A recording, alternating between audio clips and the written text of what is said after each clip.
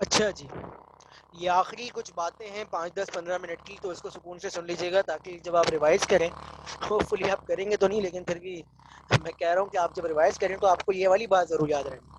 अब देखें, text classification की एग्जाम्पल है, ये एक बिल्कुल अपना टॉपिक का बिल्कुल एंड है, मतलब इंट्रोडक्शन का, तो आपको ये वाली बात अगर समझ में, मतलब आप इसको देख लेंगे तो बाकी चीजें भी रिवाइज हो जाएंगी। आपने टेक्स्ट क्लासिफिकेशन करनी है, आपने क्या करना पड़ेगा, आपको क्लासिफाइड टेक्स्ट फाइल देनी पड़ेगी। Text file 1, text file 2, text file 3, text file 4 and so on. Text file 1 trade की है, टेक्स्ट फाइल 2 शिफ्ट की है, and all text file related to their classified text. आप उन पर लेबल देंगे। लेबल का मतलब क्या है कि टेक्स्ट फाइल 1 का ट्रेड है, टेक्स्ट फाइल 2 का शिप है, एंड सो ऑन। ये ट्रेनिंग हो गई। न्यू टेक्स्ट फाइल देंगे, वो आपको क्लास बता देगा। पॉइंट समझ में आ गया मशीन लर्निंग का?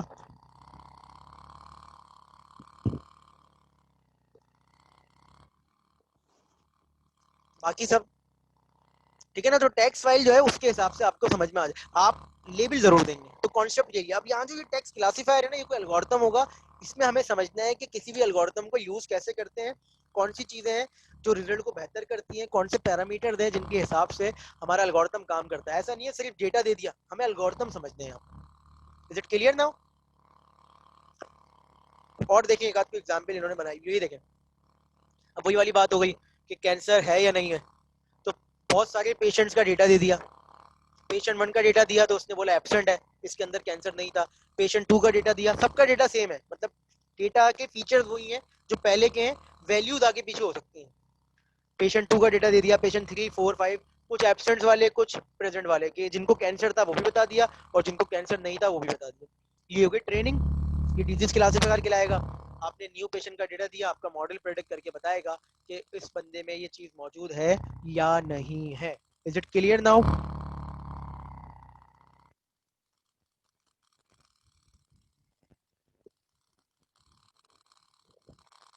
इसी तरीके से गेम खेलने हैं आप, चेस।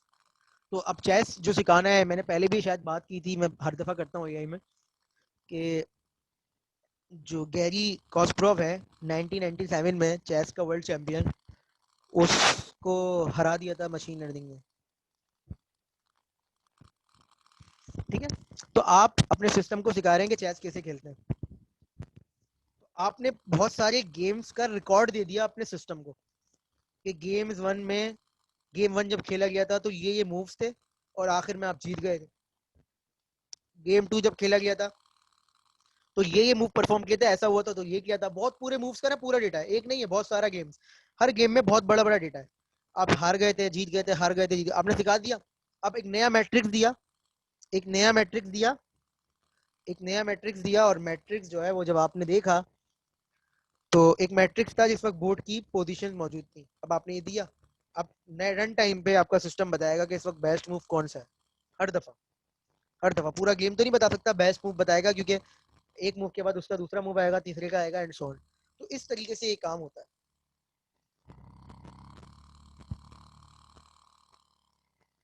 ठीक है? तो ये तमाम चीजें, अब ये देखें, ये अनसुपरवाइज लर्निंग की एग्जाम्पल है। शायद आपको क्लियर नहीं दिख रही होगी, लेकिन मैं आपको बता देता हूँ। news.google.com, आपने उसको news.google.com लिखा, उसने क्या किया, उसने डिफरेंट न्यूज़पेपर्स की न्यूज को क्लस्टर करके, गैदर करके एक एक जगह पे दिखा दिया। ये जो इन्होंने इसको हाईलाइट किया हुआ है, इस वाली चीज को, तो इसमें देखें ये न्यूज इन्होंने दिखाई हुई है कि ये डिफरेंट न्यूज़पेपर की न्यूज है, एक ही जगह पे क्लस्टर की हुई है। न्यूज एक ही है, लिखने का तरीका अलग अलग है। ऑयल प्राइसेस की है, पता नहीं किस चीज की है। तो यहाँ पर फर्ज करें हमारे हमारे मुल्क की बात कर लें, तो कल हमारे यहाँ पेट्रोल के पैसे बढ़े। ठीक है? तो news.google.com पे पेट्रोल की न्यूज एक जगह लिखी हुई आ रही होगी, डिफरेंट न्यूज़पेपर की। अब अगर ARY का कोई न्यूज़पेपर होता तो उसने बड़े पॉजिटिव अंदाज में बताया हुआ होता। जंग न्यूज़पेपर बड़े नेगेटिव अंदाज में बताएगा ये खबर। डॉन किस तरह से बताता है, BBC किस तरह से बताता है, लेकिन कॉन्टेक्स्ट क्या है तमाम न्यूज का, कि पेट्रोल के प्राइस बढ़े हैं। तो अनसुपरवाइज लर्निंग में आपने उसको नहीं बताया, वो एक जैसे डेटा को ग्रुप कर रहा होता है। आप एक जैसे डेटा को क्या कर रहा होता है, ग्रुप कर रहा होता है। आप उस्मान खान लिखते हैं, वो उस्मान खान फेसबुक पे सर्च करके आपको बता देता है जितने भी उस्मान खान। Unsupervised learning. ठीक है? आपके इनपुट से मिलाते हुए इनपुट लाके दिखा देता है आपको। और ये देखें, मार्केट में आप सेगमेंटेशन कर रहे होते हैं, मार्केट में सेगमेंटेशन कर रहे होते हैं, कैसे कर रहे होते हैं सर आप आपने डेटा कलेक्ट किया, आपको नहीं पता कि इसमें से लड़के कौन है लड़कियां कौन है, मतलब मेल कौन है फीमेल कौन है, आपको डेटा में नहीं पता। अब आपने डेटा कलेक्ट कर लिया, आप चाहते हैं, आप ई कॉमर्स की वेबसाइट रन कर रहे हैं, तो आपने कहा यार मेल्स अलग हो जाएं फीमेल अलग हो जाए, लेकिन आपको नाम ही नहीं पता, आपको सिर्फ ये पता है कि उनका पास्ट एक्सपीरियंस क्या था उस वेबसाइट। पास्ट एक्सपीरियंस में क्या है कि उन्होंने कौन कौन से पेजेस एक्सप्लोर किए हैं, उन्होंने कौन कौन सी चीजें परचेज की हैं, ठीक है, उन्होंने कौन कौन सी चीजों को विजिट करके नहीं परचेज किया है, कौन कौन सी चीजें उनके कार्ट में, ये डेटा मौजूद है, आपको उनके नाम मौजूद नहीं है, आपको नहीं पता ये लड़का है ये लड़की है, और 1,000 कस्टमर का डेटा मौजूद है। तो आप अनसुपरवाइज लर्निंग के जरिए काम करेंगे जब आपके पास लेबल ही नहीं है, लेकिन आप क्या करेंगे, एक जैसे डेटा को ग्रुप कर देंगे कि यार ये कस्टमर जो है, और ये जो कस्टमर है, और ये जो कस्टमर है, ये जो कस्टमर है, यार ये एक जैसा काम कर रहे थे सब, तो इनको एक कैटेगरी में डाल देते। इट्स नॉट अबाउट मेल और फीमेल, इट्स अबाउट कैटेगरी बना रहे हैं आप कस्टमर्स की। तो हो सकता है कि कोई मेल कस्टमर हो जिसने अपनी वाइफ के लिए कोई चीज परचेज की हो, कोई टी शर्ट ली हो, कोई स्कार्फ लिया हो, कोई इस तरह की चीज ली हो, कोई भी सैंडल ली हो, तो वो उस कैटेगरी में आ जाएगा। तो वहां पर ये नहीं है मेल फीमेल, वहां पर आएगा कैटेगरी 1 और कैटेगरी 2। अब क्या होगा, जब आप कैटेगरीज बना देंगे तो मार्केटिंग पॉइंट ऑफ व्यू से क्या होगा, ये मार्केट सेगमेंटेशन, ये जो सारे कस्टमर्स अलग हुए हैं हमें नहीं पता, हाँ हमें नहीं पता ये लड़के हैं या लड़कियां हैं, हम इन सबको एक तरह की चीजों के मैसेजेस करेंगे, एक तरह के एड्स दिखाएंगे, एक तरह की प्रोडक्ट की रिकमेंडेशन करेंगे and whatsoever. Is it clear? ये जो कस्टमर्स हैं इनको हम दूसरी कैटेगरी, हमने ऑब्जर्व किया यार ये तमाम कस्टमर जो है स्पोर्ट्स का सामान देखते हैं, तो उसमें मेल भी हो सकते हैं फीमेल भी हो सकते हैं, तो हम इनको ज्यादातर स्पोर्ट्स के एड्स दिखाएंगे। ये जो कस्टमर्स है ना यार ये ग्रोसरी आइटम्स देखते हैं, अब इसमें मेल भी हो सकते हैं फीमेल भी हो सकते हैं, तो हम इनको ना स्पोर्ट्स को, इनको स्पोर्ट्स नहीं दिखाएंगे, इनको ज्यादातर एड जो हम शो करेंगे वो हम करेंगे ग्रोसरी आइटम्स के। क्लियर हो गई मेरी बात? सोशल नेटवर्क के अंदर है, मेल फीमेल सब हो सकते हैं ना, बच्चे बूढ़े सब हो सकते हैं, तो सोशल नेटवर्क में आप हमें वही ग्रुप दिखा रहे हैं। मैंने फर्ज करें आज मैंने मशीन लर्निंग पढ़ो शुरू की, मैंने एक आध ग्रुप सर्च किया, अब ये मुझे ना मशीन लर्निंग के ग्रुप दिखाता रहेगा फेसबुक पे कि यार ये ग्रुप, हाँ ये अनसुपरवाइज है, ये बोलेगा यार कि इस ग्रुप में तुम चले आओ, तुम्हारा डेटा ना इस ग्रुप के साथ मैच कर रहा है। सबसे बेस्ट एग्जाम्पल यूट्यूब की है, सही है, मैं कोक स्टूडियो ढूंढता हूँ, तो मेरे पास आपके पास टॉप पे ना कोक स्टूडियो दिख रहा होगा, आप कुछ और देखते होंगे तो कुछ और सुनते होंगे, वो आपको उस कैटेगरी की चीजें दिख रही होंगी, तो यूट्यूब है। अब वो ये नहीं है, वो क्या है कि बस आपके पास एक्सपीरियंस के हिसाब से आपको डेटा दे रहा है, और डेटा सिर्फ वो नहीं दे रहा जो आपने पास्ट में देखा है, आपकी तरह के जितने भी लोग हैं और वो जिन चीजों को लाइक कर रहे हैं, जिन चीजों को वो देख रहे हैं, आपको भी वो उसी कैटेगरी की चीजें दिखा रहा है। Is it clear now? ये कहलाती है अनसुपरवाइज्ड लर्निंग। इसकी एग्जाम्पल भी बड़ी पड़ी है, तो मैं बता ही चुका हूँ आपको, ठीक है, कि क्यों प्रॉब्लम है। पहले मास स्टोरेज अवेलेबल नहीं थी, अब आपके पास डेटा भी अवेलेबल है और मास स्टोरेज भी है, ठीक है। अब हमारे लिए प्रॉब्लम नहीं है ज्यादा चीजों को रन करना, हम उन चीजों पे उनको पिक कर सकते हैं। ये वो एग्जाम्पल्स हैं जो हमें पढ़नी है, लीनियर रिग्रेशन है, लॉजिस्टिक रिग्रेशन है, ये नाम दिखा के मैं बस थोड़ा सा खत्म करता हूँ। लीनियर रिग्रेशन है, लॉजिस्टिक रिग्रेशन है, ये तमाम चीजें ये हमें पढ़नी है, ये जब आएंगी तो हम पढ़ ही लेंगे। सक्सेस है मशीन लर्निंग की भाई, almost all the learning algorithms, test classification 1998 में हो गई थी, प्रोटीन क्लासिफिकेशन 2006 में हो गई थी, रीइंफोर्समेंट लर्निंग 1995 में हो गई थी, लर्निंग ऑफ सीक्वेंस शेड्यूलिंग मतलब लेवलिंग 1980 में। बताऊंगा ये आपको ना, ये तमाम चीजें, मतलब सक्सेस तो हमारे सामने ही है, जिस दौर में हम जी रहे हैं, सब बता चुका हूँ मैं एप्लीकेशन, ठीक है। एक आखिरी चीज पे जा रहा था मैं, फिर उसके बाद मैं बात खत्म करूंगा।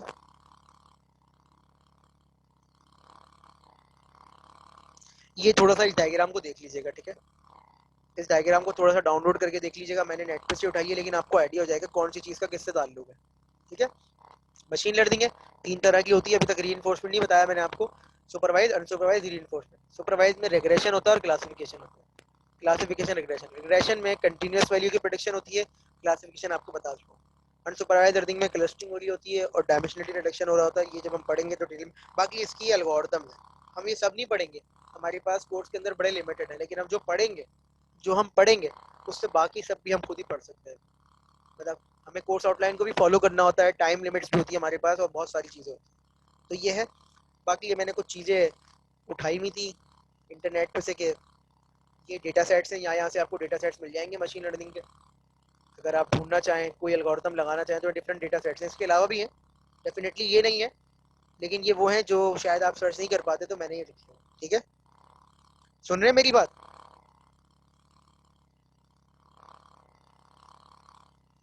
ठीक है, इसके अलावा कैगल वगैरह से आपको जहाँ से मिलता है वो मना नहीं है, लेकिन ये चीज़ें मैंने, और ये देखें, ये कुछ मशीन लर्निंग के जर्नल्स हैं, और ये कहाँ गया, एक चीज़, ये कॉन्फ्रेंसेज नहीं थी, ये जो नहीं यार, वो मेरे ख्याल से ना वो हट गया।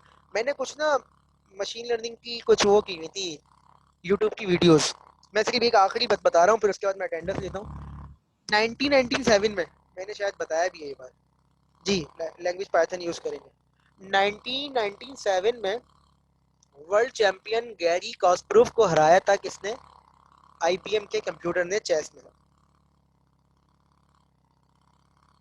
बंदा अभी तक जिंदा है, उस वक्त का वर्ल्ड चैंपियन था वो। बकायदा उसकी सक्सेस स्टोरी की पूरी वीडियोस हैं यूट्यूब पे, आप लिखें और आप देखें, आपको अंदाजा होगा कि कंप्यूटर ने एक इंसान को हरा दिया था। पहली दफा जब गेम हुआ था तो वो हार गया था कंप्यूटर, फिर कंप्यूटर में और इंटेलिजेंस मूव डाले और पास स्टोरी बढ़ाई, तो फिर इन द एंड वो 1997 या 1998 की बात है कि गैरी कास्परोव वर्ल्ड चैंपियन हार गया था। सही है, आप देखते हैं ना कि आप इन वीडियोस को यूट्यूब पे जाके सर्च करें और सिर्फ लर्निंग पॉइंट ऑफ व्यू से स्किप कर करके देखें, आपको अंदाजा होगा कि उस वक्त ये सक्सेस स्टोरी थी। और आखिर में क्या लिखा हुआ है? It's going to be fun and hard work. तो कभी भी जिंदगी में मजा जो है वो हार्ड वर्किंग के बगैर नहीं आता। तो कोर्स बहुत अच्छा है, बहुत इंटरेस्टेड कोर्स है, बहुत इंटरेस्टेड है। और ये इसलिए नहीं कहता मैं कि मैं पढ़ा रहा हूँ तो मैं इसलिए कहता हूँ, लेकिन वाकई में ये बड़ा अच्छा कोर्स है। और अगर आप क्लासेस प्रॉपर लेंगे, वक्त के साथ चीज़ें करेंगे, तो इंशाल्लाह फिर तो कोई प्रॉब्लम है ही नहीं। मतलब प्रॉब्लम वहाँ आती है जहाँ हम खुद क्रिएट करना चाहें। हम अगर कहीं पर भी अपने टारगेट से पीछे हटें, अपने विजन से पीछे हटें, तो डेफिनेटली प्रॉब्लम्स आएंगी। तो हमें देखना पड़ेगा कि हमें कहाँ मसला हो रहा है, और वो इशू को आप हमसे डिस्कस भी कर सकते हैं, बिल्कुल कर सकते हैं, लेकिन हमें हमें अपने एंड पे चीज़ों को किस तरह से मैनेज करना है वो हम ही जानते हैं, वो कोई हमें आके बताएगा नहीं। तो चलें,